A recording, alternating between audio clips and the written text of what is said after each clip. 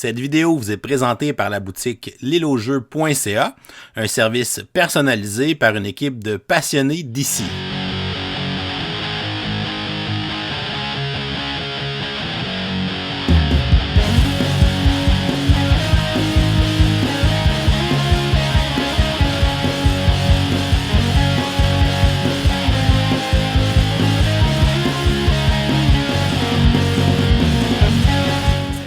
Bienvenue à Professeur Board Game, je m'appelle David. Aujourd'hui à Board Game 101, je vous présente le jeu The Veil of Eternity. C'est un jeu qui a été édité en 2023 par Mandu Game, qui est une compagnie en Corée du Sud. Et le jeu est distribué au Canada ici par Randolph. On peut d'ailleurs les remercier de nous envoyer cette copie de jeu, qu'on puisse l'essayer et vous le présenter en vidéo. C'est un jeu de l'auteur Eric Hong qui se joue de 2 à 4 joueurs et dont les parties vont durer entre 45 à 60 minutes. Le but du jeu va être de devenir le meilleur dresseur de Pokémon, de créatures pour marquer le plus de points et l'emporter. Donc, c'est un jeu de draft de cartes, de gestion de main de cartes et aussi de combo. On va se construire un tableau de cartes qui est une arène remplie de créatures. Chaque carte est unique avec sa propre habileté, que ce soit des habiletés instantanées, permanentes ou bien des habiletés qui vont s'activer à la fin de chaque manche. Fait que c'est vraiment un jeu qui est axé sur les effets et les combos de cartes.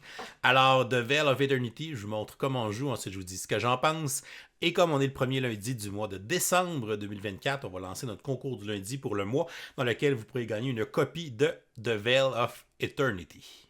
On va essayer une partie pour 3 joueurs. Premièrement, on va placer le plateau central au milieu de la table et on va placer le plateau piste de score à côté de celui-ci. On va former une réserve avec les jetons de pierre magique de valeur 1, de valeur 3 et de valeur 6. Et on va former une pioche avec les cartes créatures qu'on va placer sur la table. Sur le plateau piste de score, on va aller placer le jeton compteur de manches sur la case 1 de la piste des manches. Chaque joueur va se choisir une couleur et recevoir ses 2 jetons capture à sa couleur, sa tuile personnelle ainsi que son jeton marqueur de score. On va déterminer un premier joueur, c'est le dernier joueur qui a observé un lézard et on va lui remettre la tuile premier joueur. Ce premier joueur va aller placer son marqueur de score sur la case 1 de la piste de score, alors que le joueur qui va jouer deuxième va commencer avec 2 points et le joueur qui va jouer troisième avec 3 points. Une partie de The Veil of Eternity va se jouer en maximum 10 manches. À chacune des manches, on va révéler des cartes créatures égales à 2 fois le nombre de joueurs qu'on va placer autour du plateau principal. Les joueurs vont ensuite utiliser leurs 2 jetons de capture et vont aller les placer sur les cartes créatures qu'ils veulent capturer pour pouvoir les utiliser dans la phase d'action pour effectuer différentes actions. On pourra tout d'abord apprivoiser des créatures, c'est-à-dire prendre une carte créature avec un de nos jetons capture et la placer dans notre main. On pourra aussi vendre des cartes créatures capturées pour obtenir des pierres magiques qui représentent les ressources dans le jeu. On pourra invoquer les créatures qu'on a apprivoisées en payant leur coût d'invocation pour pouvoir les placer devant nous dans notre zone de jeu personnelle et ainsi profiter des effets des cartes créatures. Toutes les cartes créatures ont des pouvoirs, soit instantanés, soit des pouvoirs permanents ou bien des pouvoirs d'activation à la fin de la manche. On va tenter de créer des synergies et des combos pour tenter de marquer le plus de points. Et à la fin des 10 manches de jeu, ou bien si à la fin d'une manche, un joueur a atteint 60 points, cela va déclencher la fin de la partie et le joueur qui aura le plus de points sera alors déclaré vainqueur. Chaque manche se sépare en 3 phases. La première phase est la phase de capture. Donc premièrement, on va révéler un nombre de cartes créatures égal à 2 fois le nombre de joueurs et on va les disposer autour du plateau principal vis-à-vis les bons éléments de la même couleur. On a donc des cartes de l'élément air, l'élément eau, l'élément terre, l'élément feu et on a aussi les cartes dragon en mauve. Ensuite, en commençant par le joueur qui possède la tuile premier joueur, ce joueur va prendre un de ses jetons de capture et va aller le placer sur n'importe quelle carte créature qui n'a pas encore de jeton capture, donc il pourrait le placer ici. Ensuite, le deuxième joueur va faire la même chose, il pourrait choisir la carte du diablotin. Le troisième joueur va se choisir lui aussi une carte. Et par la suite, pour placer notre deuxième jeton capture, on va procéder en ordre inverse de tour de jeu. C'est-à-dire que le troisième joueur va procéder à son choix en premier. Il pourrait donc aller chercher la carte qui est ici.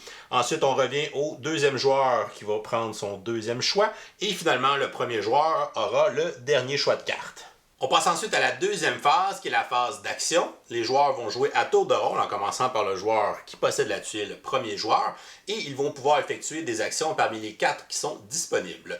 Un joueur peut effectuer plusieurs fois la même action s'il peut payer les coûts de ses actions et il peut faire les actions dans l'ordre de son choix. La première action est d'apprivoiser une créature. Pour faire cette action, on va retirer notre jeton de capture d'une des deux cartes qu'on a sélectionnées et on va simplement placer cette carte dans notre main de carte.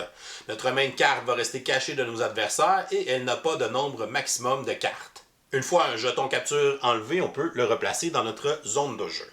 La deuxième action possible est de vendre une carte. On peut seulement vendre une carte qui possède un jeton de capture. Donc, par exemple, je pourrais vendre ici ma carte de la salamandre.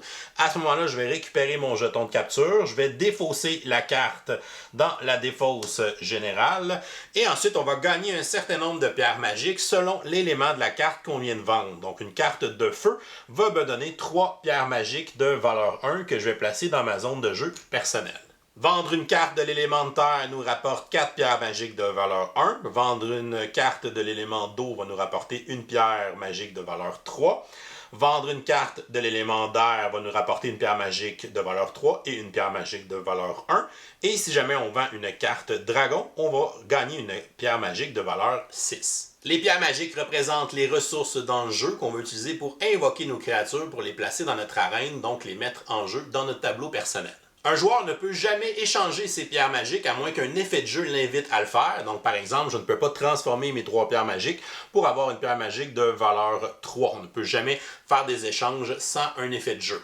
On ne peut pas non plus posséder plus de 4 pierres magiques et ce, peu importe la valeur de celle-ci. Donc, si j'avais un effet de jeu qui me donnerait 2 pierres magiques de valeur 3, ici je me retrouve avec 5 pierres magiques au total, immédiatement je dois défausser une pierre pour en conserver seulement 4. Mais pour l'instant, on a seulement 3 pierres de valeur 1 avec la carte qu'on vient de vendre. La troisième action est d'invoquer une carte créature, c'est-à-dire de prendre une carte qui est dans notre main, de payer son coût en pierre magique pour pouvoir la placer en jeu dans notre tableau personnel, dans l'emplacement qu'on appellera notre arène.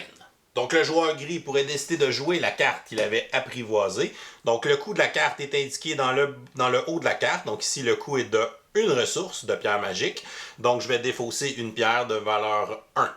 Si jamais j'avais payé le coût avec une pierre de valeur 3 par exemple, on ne reçoit pas la différence en change dans le jeu. Donc à ce moment-là, le reste de ma pierre est simplement perdu. Lorsqu'on place une carte dans notre arène, on va regarder si elle a un effet instantané. Ce sont les effets avec les éclairs. C'est le cas de cette carte.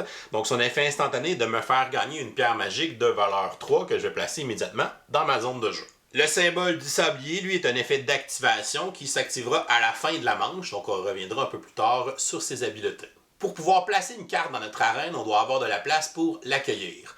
Chaque joueur peut avoir un maximum de cartes dans son arène qui est égal au numéro de la manche en cours. Donc par exemple, ici on est dans la manche 1, donc chaque joueur peut avoir un maximum de une carte créature dans son arène.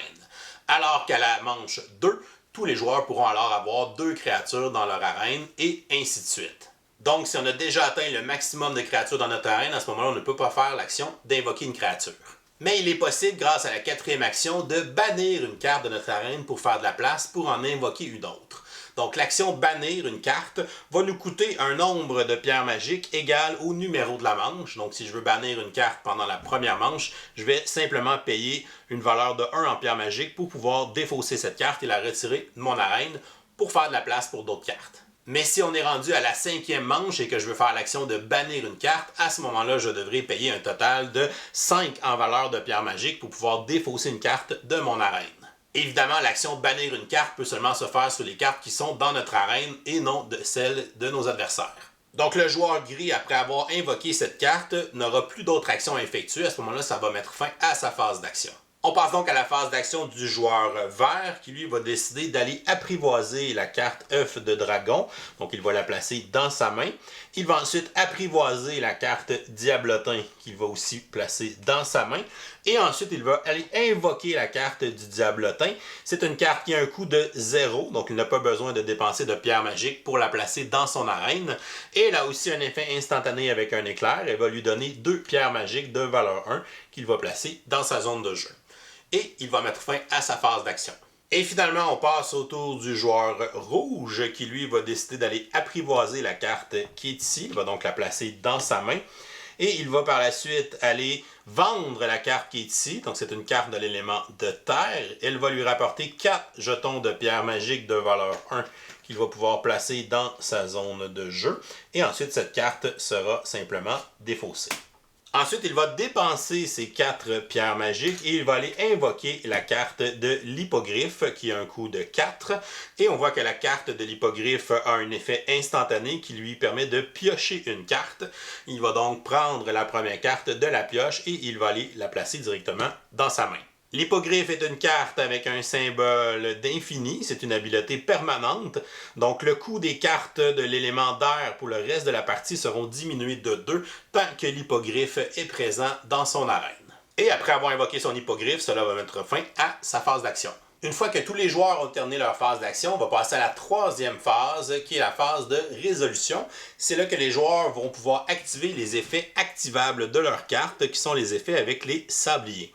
Si un joueur a plusieurs effets activables, à ce moment-là, il peut les activer dans l'ordre de son choix, mais leur activation est obligatoire. Par exemple, pour cette carte, le joueur devra faire l'effet récupération, c'est-à-dire qu'il va placer cette carte dans sa main.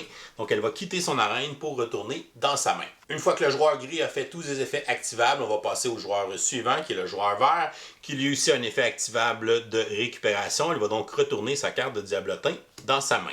Et ensuite, on passe aux effets activables du joueur rouge qui, lui, n'en a pas sur sa carte dans son arène présentement. Donc, cela va mettre fin à la phase de résolution. Et ensuite, on passe à la fin de la manche. Donc, premièrement, on va vérifier les conditions de fin de partie. Si jamais un joueur atteint 60 points et plus, ça va déclencher la fin de la partie. Ce n'est pas le cas présentement. On est seulement à la première manche. Donc, à ce moment-là, on va procéder à la manche suivante. On va avancer le marqueur de manche sur la case suivante de la piste des manches. Et ensuite, on va passer la tuile premier joueur au joueur suivant. Et on va ensuite continuer une deuxième manche et la partie va se continuer ainsi de suite. Et ce, jusqu'à temps qu'on atteigne une des deux conditions qui va déclencher la fin de la partie. Soit qu'on va jouer les 10 manches de jeu. À ce moment-là, la partie va arrêter automatiquement à la fin de la 10e manche et le joueur qui aura le plus de points sera déclaré vainqueur. Ou si jamais à la fin d'une manche, un joueur a atteint 60 points et plus, si on atteint 60 points, on peut retourner notre tuile personnalisée pour indiquer qu'on a 60 points et recommencer la piste de score. Donc si un joueur atteint 60 points et plus, cela déclenche la fin de la partie. Donc on termine cette manche et ensuite on regarde qui a le plus de points et ce joueur sera déclaré vainqueur. Si jamais on a une égalité, c'est le joueur qui a le plus de créatures dans son arène qui va départager l'égalité. Sinon, ce sera une victoire partagée. Et voilà, c'est comme ça qu'on joue à The Veil of Eternity. Je vous reviens avec mon opinion personnelle. Qu'est-ce que je pense de The Veil of Eternity? C'est un jeu que j'avais très hâte de jouer parce que je l'avais découvert cet été quand il était arrivé sur Board Game Arena. Fait que j'avais hâte que la version française arrive ici au Québec. C'est un jeu premièrement qui a une belle petite boîte, un jeu qui est autour de 40$, donc très peu dispendieux pour ce qu'on retrouve à l'intérieur de ce jeu-là. Donc on a des belles cartes qui sont bien illustrées. C'est des illustrations qui nous font beaucoup penser à des Pokémon, étrangement. Donc c'est des créatures un peu génériques, mais on a cette inspiration-là un petit peu manga, un petit peu cartoon qui est super belle pour les illustrations. C'est toutes des cartes qui sont différentes. Donc on a 70 créatures différentes avec 70 illustrations différentes. Et évidemment, chaque carte a ses propres effets de jeu. C'est un jeu aussi que la qualité des cartes elle est bonne. On a un petit fini de protection dessus. On a aussi nos jetons de bois pour les jetons de capture, les jetons de score. Les pierres magiques, c'est des jetons de carton, sont corrects, là, ça fait quand même la job, mais ça reste quand même une production à faible coût, fait que c'est vraiment très intéressant pour le prix qu'on va payer en magasin pour ce jeu-là, en français en plus. Donc ça, c'est très bien. C'est un jeu, je pense, qui se démarque par sa simplicité de règles, donc très peu de règles à comprendre pour le fonctionnement du jeu, mais un jeu qu'on est tout le temps en constante adaptation à ce qui va sortir, ce qui est disponible, c'est quoi les cartes que je peux recruter, c'est quoi que j'ai le choix. Si je suis le dernier, ben oui, je choisis en dernier, mais en même temps, je fais mes deux choix, un à la suite de l'autre, fait que des fois, je peux me réserver deux cartes qui sont quand même intéressantes à prendre. Le système de draft, comme ça, de drafter comme on appelle en snake, donc de drafter 1, 2, 3, 4 4-3-2-1. Je trouve que ça balance bien le jeu parce que c'est un jeu que, évidemment, on essaie de faire des synergies, des combos de cartes. Donc, être premier joueur, c'est très puissant dans ce jeu-là parce que je vais avoir évidemment la meilleure carte qui fonctionne le mieux avec mon engin, qui fait des meilleures synergies que les cartes que j'ai déjà dans mes mains ou qui va me donner les ressources que j'ai besoin pour jouer une grosse carte. Fait que c'est vraiment très fort le premier choix, mais ça vient aussi avec la conséquence qu'on a aussi le dernier choix dans la manche. Fait qu'on a généralement une carte que les gens veulent pas trop ou qui les intéresse pas.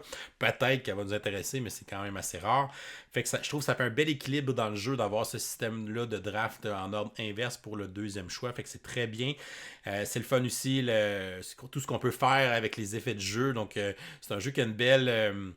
un beau facteur de découverte dans nos premières parties parce que justement, on commence à comprendre tranquillement les synergies qui existent, les types d'archétypes qu'on peut construire de combos. Ça fait penser beaucoup à des jeux de style TCG, donc on va retrouver des effets de jeu un peu semblables. Donc les gens qui ont beaucoup d'expérience dans les jeux de cartes vont vraiment être stimulés par ces effets-là puis vont vraiment le comprendre rapidement.